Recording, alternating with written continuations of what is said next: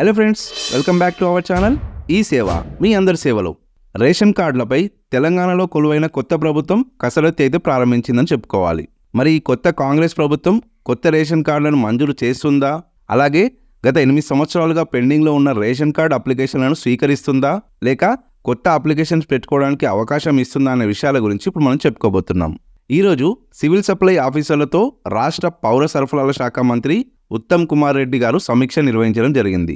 ఈ మీటింగ్లో తెలంగాణలో ఎన్ని రేషన్ కార్డులు అమల్లో ఉన్నాయి అండ్ ఎంతమంది రేషన్ తీసుకుంటున్నారు, అలాగే రాష్ట్రంలో ధాన్యం సేకరణ, మిల్లుల సామర్థ్యం, బియ్యం నాణ్యత వంటి వివరాలను అధికారులు మంత్రికి వివరించడం జరిగింది. అయితే తెలంగాణలో ఇప్పటికే 90 లక్షల రేషన్ కార్డులు ఉన్నట్టుగా అధికారులు అయితే తెలపడం జరిగింది. ఇందులో 12% రేషన్ కార్డులు నిరుపయోగంగా ఉన్నాయని అధికారులు ఉత్తమ్ కుమార్ రెడ్డి గారికి వెల్లడించడం జరిగింది. గత ప్రభుత్వం చేసిన తప్పిదాల వల్లే పౌర సరఫరాల శాఖ ఆర్థిక పరిస్థితి ఆందోళనకరంగా ఉందని ఉత్తమ్ కుమార్ రెడ్డి గారు మీడియాకు వివరించారు. ప్రస్తుతం సివిల్ సప్లై డిపార్ట్మెంటు 56,000 కోట్ల అప్పులో ఉందని షాకింగ్ విషయాన్ని వెల్లడించారు. అందువల్లే గత ప్రభుత్వం రేషన్ కార్డులపై ఎలాంటి నిర్ణయం తీసుకోలేకపోయిందని అభిప్రాయపడ్డారు.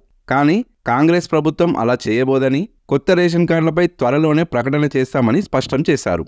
కాగా 100 రోజుల్లోగా కాంగ్రెస్ మేనిఫెస్టోలో తెలిపిన 6 గ్యారెంటీలను అమలు చేస్తామని తెలంగాణ సీఎం రేవంత్ రెడ్డి గారు ఇదివరకే తెలపడం అయితే జరిగింది. అయితే ఇందులో చాలా పథకాలు రేషన్ కార్డుతోనే ముడిపడి ఉండడం వల్ల ముందుగా రేషన్ కార్డు మంజూరు చేస్తారా, లేక కొత్త పథకాలను అమలు చేస్తారా అనే విషయంపై ఇంకా క్లారిటీ రావాల్సి ఉంది. కాంగ్రెస్ ప్రకటించిన 6 గ్యారెంటీలలో ఇప్పటికే 2 పథకాలు అమలు చేయడం అయితే జరిగింది. ఇందులో రాజీవ్ ఆరోగ్యశ్రీ పథకానికి రేషన్ కార్డు అయితే కంపల్సరీ ఉండాల్సిందే. ఎందుకంటే రేషన్ కార్డు లేకుండా ఈ కేవైసీ అనేది జరగబోదు. మొదటి నుండి ఈ ఆరోగ్యశ్రీ పథకాన్ని రేషన్ కార్డుతో లింక్ చేయడం అయితే జరిగింది. కాబట్టి రేషన్ కార్డు లేకుండా ఆరోగ్యశ్రీ కార్డుకి ఎవరూ అర్హత పొందలేరు. అలాగే నెక్స్ట్ అమలు చేయబోయే మహిళలకు 2,500 స్కీమ్ అయిన మహాలక్ష్మి పథకం కూడా రేషన్ కార్డుతోనే ముడిపడి ఉంటుందని అధికార వర్గాలు చెబుతున్నాయి. అండ్ 500 రూపాయలకే వంట గ్యాస్ని కూడా మహాలక్ష్మి పథకం ద్వారానే అందించనున్నారు. మరి దీనికి కూడా రేషన్ కార్డుని మ్యాండేటరీ చేస్తారా, లేక డైరెక్ట్గానే ఇస్తారా అనేది తెలియాల్సి ఉంది. ఇంకా ఇందిరమ్మ ఇండ్లకైతే ఖచ్చితంగా రేషన్ కార్డు ఉండాల్సిందే. 2014 నుండి కొత్త రేషన్ కార్డులు మరియు రేషన్ కార్డులో మార్పులు చేర్పుల ప్రక్రియ పూర్తిగా నిలిచిపోవడం జరిగిందని, కొత్త రేషన్ కార్డులు మంజూరు చేయాలని, అలాగే మార్పులు చేర్పులకు పెట్టుకున్న అప్లికేషన్లను త్వరగా పరిశీలించాలని ప్రజల నుండి పెద్ద ఎత్తున అర్జీలు అందుతున్నట్లుగా ఉత్తమ్ కుమార్ రెడ్డి గారు వెల్లడించారు. అయితే త్వరలోనే రాష్ట్రంలో ఉన్న రేషన్ కార్డులను పరిశీలించి కొత్త రేషన్ కార్డులపై ఒక నిర్ణయానికి వస్తామని, అంతేకాకుండా రేషన్ కార్డులోని మార్పులు చేర్పులకు కూడా అవకాశం కల్పిస్తామని పౌర సరఫరాల శాఖ మంత్రి అయిన ఉత్తమ్ కుమార్ రెడ్డి గారు మీడియా ద్వారా ప్రజలకు తెలియజేయడం జరిగింది.